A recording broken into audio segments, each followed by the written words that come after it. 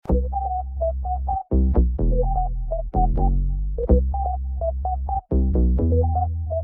way. Hey everyone, आपका स्वागत है नोट जे एच सीरीज की नेक्स्ट वीडियो के अंदर। तो गाइज आज इस वीडियो के अंदर हम लोग देखने वाले हैं H T T P methods को। भी ये H T T P methods क्या होते हैं, H T T P request क्या होते हैं, सिमिलर चीज ही है। तो वो हम इस वीडियो में अच्छे से देखेंगे। इस वीडियो का जो इंटेंट है वो है हमारे H T T P methods को अच्छे से समझना, एंड हम लोग कुछ एचटीटीपी मेथड्स को कोड कर कर भी देखेंगे। पूरा का पूरा जो है हम लोग इसको आराम से करेंगे। सारी की सारी एचटीटीपी रिक्वेस्ट शायद इस वीडियो के अंदर ना हो पाए, क्योंकि वीडियो हो सकता है थोड़ी सी लंबी हो जाए उस चक्कर में। तो नेक्स्ट वीडियो के अंदर हम लोग rest of the HTTP methods हैं जो उसको करेंगे। ओके गाइस, तो सबसे पहले एक छोटी सी एग्जांपल से समझते हैं कि एचटीटीपी मेथड्स क्या है और उनका क्या काम है। तो चीज समझते हैं, लेकिन सबसे पहले मैं इस एरिया को थोड़ा सा ब्रॉड अप कर लूं। Yes, okay. तो अभी एग्जांपल की तरफ आते हैं। मान लो कि जी आपका कंप्यूटर है और यहाँ पर आपने गूगल को ओपन कर रखा है और वहां पर आप कुछ सर्च करना चाहते हैं। फॉर एग्जांपल आपने सर्च किया JavaScript interview questions. For example आपने ये क्वेरी सर्च की। अभी गूगल क्या करेगा कि आपको वो सर्च रिजल्ट्स आपको दिखा देगा। अभी बिहाइंड द सीन बैकएंड में ये कैसे काम कर रहा है, लाइक आपने एक रिक्वेस्ट सेंड की, यहाँ पर गूगल का सर्वर है और आपने यहाँ पर रिक्वेस्ट को सेंड किया। उसको पता चला कि आपने कौन सी क्वेरी को सर्च किया है और वहां पर उसने अपना कुछ प्रोसेसिंग वगैरह की और उस प्रोसेसिंग के आधार पर आपको जो है रिजल्ट शो किया। और आप इस टाइप की रिक्वेस्ट में देख पा रहे हैं कि आपने कोई डेटा सेंड नहीं किया, आपने सिर्फ यहाँ पर एक क्वेरी, एक यूआरएल डाला, उसको रिक्वेस्ट किया और जो है गूगल ने उसको वापस आपको डेटा को शो करवाया। तो अभी इस टाइप की रिक्वेस्ट को क्या कहते हैं, हम लोग गेट रिक्वेस्ट कहते हैं, जिसके अंदर हम लोग कोई भी डेटा को सेंड नहीं करते हैं। सिर्फ हम एक क्वेरी को जो है सेंड करते हैं और हमें बाद में डेटा मिल जाता है। हम खुद से कोई डेटा वहां पर सेंड नहीं कर रहे हैं, सिर्फ और सिर्फ क्वेरी को फायर कर रहे हैं और जो गूगल का सर्वर है वो हमें डेटा लाकर दे रहा है। अभी यहाँ पर देखते हैं सेकंड एग्जांपल को। अभी आप मान लो कि आपके पास वही सेम कंप्यूटर है और आपने क्या किया है, आपने ओपन किया है इंस्टाग्राम। instagram.com आपने ओपन कर रखा है और वहां पर आपने देखा साइन इन की ऑप्शन और साइन अप की ऑप्शन। और आपने क्या किया, आप साइन अप कर रहे हैं वहां पर। और जब आप साइन अप कर रहे हैं तो वहां पर एक फॉर्म आ रहा होगा जिसके अंदर आपको अपनी ईमेल डालनी है या और कोई भी डिटेल्स वगैरह डालनी है, पासवर्ड डालना है। तो वो सभी की सभी चीजें आप वहां पर डाल रहे हैं। तो अभी इस केस में क्या होगा कि जैसे ही आप ये सारी की सारी चीजें डालेंगे यहाँ पर, जैसे कि आपका नेम हो गया, आपकी प्रोफाइल फोटो होगी, आपका पासवर्ड हो गया, या और भी कोई भी अदर्स डिटेल होगी, तो वो क्या होगा, वो डेटा में सेंड होगा। अभी ये जो है साइन अप की रिक्वेस्ट यहाँ पर जाएगी इंस्टाग्राम के सर्वर पर, मान लेते हैं, और वो कुछ ना कुछ प्रोसेसिंग वगैरह करेगा, उसका डेटाबेस होगा और वहां पर वो सेव करेगा। तो ये सर्वर है। तो अभी आपने क्या किया, आपने इस रिक्वेस्ट के अंदर अपनी डिटेल्स सेंड की, जैसे कि आपका नेम हो गया, आपकी प्रोफाइल फोटो हो गई और आपका पासवर्ड होगा, कुछ भी होगा।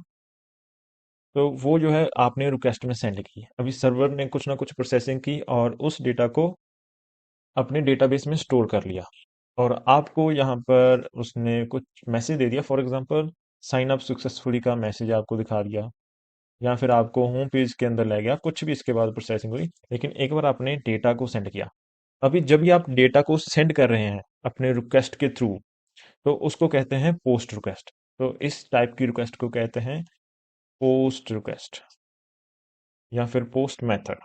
और आप इसको ऐसे भी देख सकते हैं, जैसे कि आप इंस्टाग्राम पर कोई भी आप अपनी पिक को अपलोड करते हैं तो वो भी पोस्ट रिक्वेस्ट होती है मैक्सिमम टाइम। तो आप वहां पर पोस्ट रिक्वेस्ट मारते हैं और आपकी जो है फोटो वो अपलोड हो जाती है।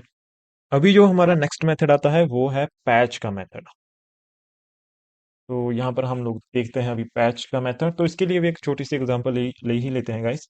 तो आप मान लो कि आपका एक बार फिर से कंप्यूटर है और आपने अपनी इंस्टाग्राम प्रोफाइल को ओपन कर रखा है और वहाँ पर आपका जो है, मान लेते हैं आपकी जो प्रोफाइल फोटो है वो इतनी अच्छी नहीं है जो आपने प्रीवियसली लगाई थी, आप उसको चेंज करना चाहते हैं। तो अगर आप उसको चेंज करना चाहते हैं तो फिर आपको रिक्वेस्ट मारनी पड़ेगी सर्वर को, और सर्वर जहां पर उसने आपकी फोटो को स्टोर कर रखा है वहां पर जाएगा और उसको चेंज कर देगा, तो उसको अपडेट कर देगा। तो इस तरह की रिक्वेस्ट को हम लोग पैच रिक्वेस्ट कहते हैं। एक और भी होती है, पुट होती है, उसके बाद उसके बारे में बात हम लोग बाद में करेंगे। लेकिन अभी आप मान कर चल सकते हैं कि इस तरह की रिक्वेस्ट जो होती है पैच रिक्वेस्ट होती है, यहाँ पर हमें डेटा को अपडेट करना होता है। Data updation, updation, okay. यहाँ पर भी हमें डेटा अपडेशन करनी होती है, वहाँ पर हम लोग यूजुअली पैच रिक्वेस्ट को यूज करते हैं, पैच पुट जो भी होती है।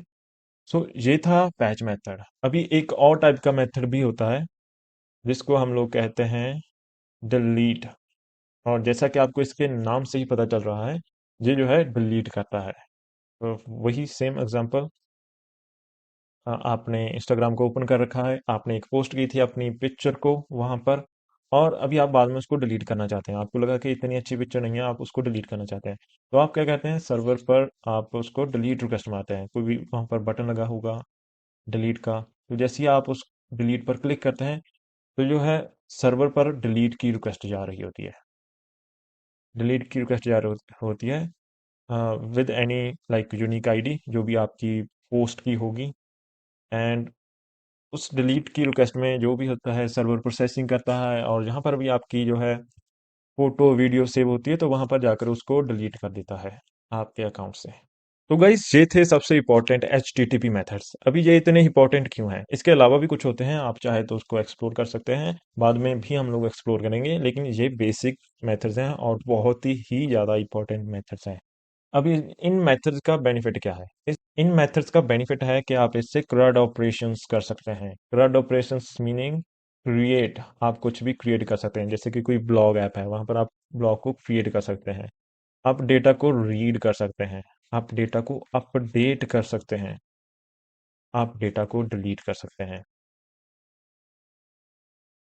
तो गाइज अभी ध्यान से सोचो, हम जो भी अपनी usually day to day life में एप्स को यूज करते हैं, वेबसाइट्स को यूज करते हैं, उनमें यही मैक्सिमम तो उनमें यही ऑपरेशंस हो रहे होते हैं, CRUD ऑपरेशंस। फॉर एग्जांपल हमारे पास इंस्टाग्राम ऐप है, तो वहां पर हम लोग क्या करते हैं, हम लोग अपना अकाउंट क्रिएट करते हैं, हम अपनी पोस्ट को क्रिएट करते हैं, हम उसको पब्लिश करते हैं, अपलोड करते हैं, तो वो भी क्रिएट ही होता है। हम उनको डिलीट भी कर सकते हैं, हम उनको अपडेट भी कर सकते हैं कुछ। हाँ, यस, अपडेट भी कर सकते हैं, जैसे कि हमारा ट्विटर होता है, वहां पर हम लोग ट्वीट को अपडेट भी कर सकते हैं बाद में। वैसे आप अपडेट भी कर सकते हैं, यही मैक्सिमम टाइम हो रहा होता है। आप दो इंस्टाग्राम में मैसेजिंग की भी ऑप्शन होती है, वो थोड़ा सा डिफरेंट चीज होती है, उसके अंदर हम लोग वेब सॉकेट्स वगैरह का यूज करते हैं, वो अलग प्रोटोकॉल होता है, इसके बारे में भी हम लोग जाएंगे, प्रोजेक्ट बनाएंगे इसके ऊपर भी। तो इसकी अभी टेंशन मत लेना, अभी आपको ये है मेन फोकस वो इन चार ऑपरेशंस पर होना चाहिए, फ्लड ऑपरेशंस पर, जिनके लिए हम लोग 4 मेथड्स को यूज करते हैं। पहला होता है गेट, फिर होता है पोस्ट, फिर होता है पैच, और देन होता है डिलीट। अभी गाइस आई थिंक आपको HTTP मेथड्स के बारे में क्लियर हो गया होगा, एक बेसिक अंडरस्टैंडिंग मिल चुकी होगी। तो अभी हम लोग इसको कोड करेंगे कि प्योर नोड जेएस के अंदर हम लोग इन रिक्वेस्ट को कैसे जो है हैंडल कर सकते हैं। अगेन मैं आपको बताऊंगा कि अभी नोड जेएस में हो सकता है आपको थोड़ा सा डिफिकल्ट लगे इन चार रिक्वेस्ट को जो है हैंडल करना, लेकिन हम बाद में इसका एक फ्रेमवर्क यूज करेंगे जिसका नाम है एक्सप्रेस। वो हम लोग आने वाली वीडियोस में यूज करेंगे, तो उसमें ये चीज बहुत ही ज्यादा आसानी से हो जाती है, बहुत ही ज्यादा सिंपल होती है उसके अंदर इन रिक्वेस्ट को हैंडल करना, लेकिन नोड जेएस के अंदर लिटिल बिट डिफिकल्ट होती है। लेकिन हमें ये करना बहुत ही ज़्यादा इंपॉर्टेंट है, क्योंकि हमें पता होना चाहिए कि behind the scene Node JS के अंदर क्या हो रहा है। तो गाइज अभी हम कोडिंग को स्टार्ट करते हैं, लेकिन तो सबसे पहले हम लोग क्रिएट करेंगे एक फाइल को यहाँ पर, या फिर मैं सीधा ही टर्मिनल में ओपन करता हूँ और यहाँ पर हमारे जो है नोड जेएस का एक प्रोजेक्ट को इनिशिएट करता हूँ। अगर आपको नहीं पता कि कैसे नोड का जो है प्रोजेक्ट वो इनिशिएट करते हैं, तो हमारी पिछली वीडियोस को देखें, जो कि बहुत ही ज़्यादा इंपॉर्टेंट है, वहाँ पर आपको पता चल जाएगा। तो मैं यहाँ पर npm init माइनस वाई करूँगा। माइनस वाई इसलिए करूँगा क्योंकि अगर हमने सिंपल से init कर दिया तो ये बहुत सारे क्वेश्चंस पूछता है बाय डिफ़ॉल्ट। तो माइनस वाई करने से वो बाय डिफ़ॉल्ट येस हो जाएंगे। तो उनके बारे में भी मैं बताऊंगा कि कब इनको यूज़ करना है, जो भी ये क्वेश्चंस पूछता है। लेकिन अभी हम टेस्टिंग पर्पज़ के लिए कर रहे हैं, तो चलता है इतना। तो अभी इस प्रोजेक्ट को ओपन करने के लिए मैं यहाँ पर कोड डॉट दबाऊंगा और ये जो प्रोजेक्ट है हमारा वो वीएस कोड में ओपन हो जाएगा। तो गाइस हमारा प्रोजेक्ट जो है वो स्टार्ट हो चुका है। तो अभी चलो स्टार्ट करते हैं, एक न्यू फाइल बनाते हैं, सर्वर डॉट जेएस। भाई तभी अगर किसी को कन्फ्यूजन हो रही है कि ये पैकेज डॉट जेसन फाइल क्या है, कहाँ से आई है, तो हमारी प्रीवियस वीडियो देखो, वहां पर आपको अच्छे से समझ आ जाएगा।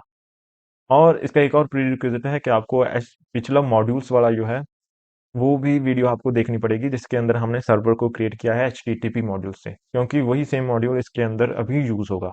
तो सबसे पहले हम लोग HTTP मॉड्यूल को जो है इंपोर्ट करेंगे रिक्वायर से, और यहाँ पर HTTP, और इसके बाद हम लोग हमारा जो है पहले हम लोग बेसिक सर्वर को क्रिएट करते हैं। तो बेसिक सर्वर क्रिएट करने के लिए हमारा सेकंड मेथड क्या होता था, हमें क्रिएट सर्वर करना पड़ता था।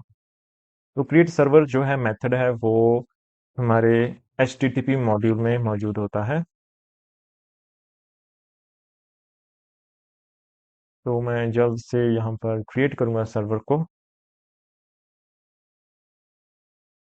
तो हमारा ये सर्वर क्रिएट हो चुका है, और हमारा नेक्स्ट क्या होता था कि हमें सर्वर को लिसन करना होता है पोर्ट नंबर पर। तो हम सर्वर को अभी लिसन करेंगे,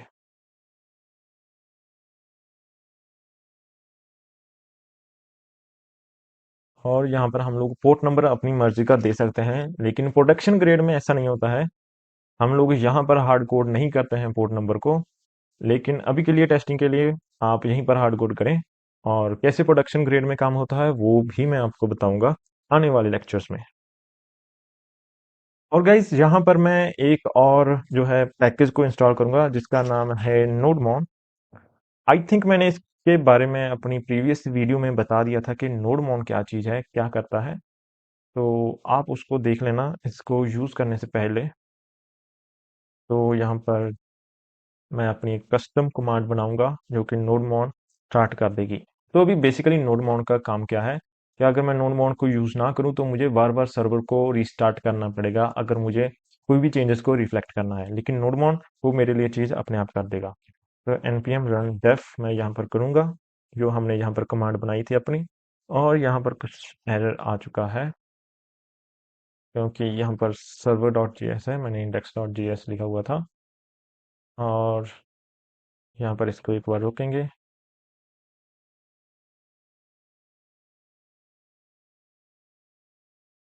और हमारा जो है सर्वर वो स्टार्ट हो चुका है, और यहाँ पर भी कंसोल में भी आ चुका है कि सर्वर इज रनिंग।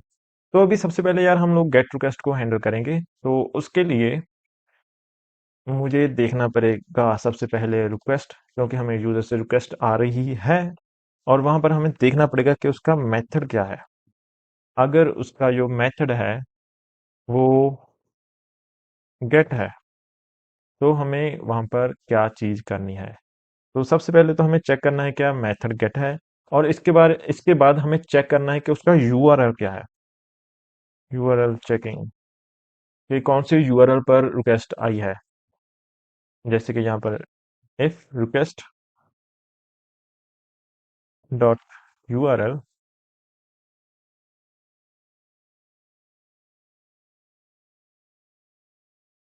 और यहाँ पर मैं लिख दूँ फॉर एग्जांपल यहाँ पर प्रोडक्ट्स लिख दूँ। और मैं यहाँ पर क्या करने वाला हूँ कि मैं एक डमी जेसन बनाऊंगा और उसके अंदर प्रोडक्ट की लिस्ट को जो है शो करवाऊंगा। तो उसके लिए मैं यहाँ पर एक डमी बनाता हूँ, डमी ऑब्जेक्ट जेसन जो भी कहना चाहो। तो यहाँ पर डमी डेटा फॉर प्रोडक्ट्स, और यहाँ पर हम लोग क्या लिखें, यहाँ पर हम लोग लिख सकते हैं कॉस्ट प्रोडक्ट्स।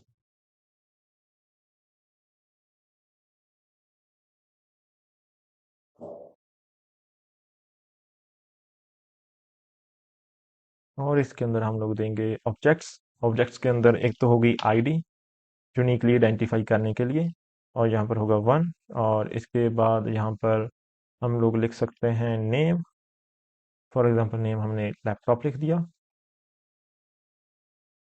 और यहाँ पर डेस्कटॉप मोबाइल। और यहाँ पर मैंने 3 प्रोडक्ट्स को ले लिया है गाइस। और यहाँ पर इन 3 प्रोडक्ट्स को हम लोग रिटर्न करेंगे, रिस्पॉन्स देंगे इसका। जब भी हमें गेट रिक्वेस्ट आएगी तो हम इन प्रोडक्ट्स को वहां पर सेंड करेंगे। तो गाइस चलिए अभी गेट रिक्वेस्ट को हम लोग हैंडल करते हैं। देखते हैं कैसे हम लोग इसको हैंडल करते हैं।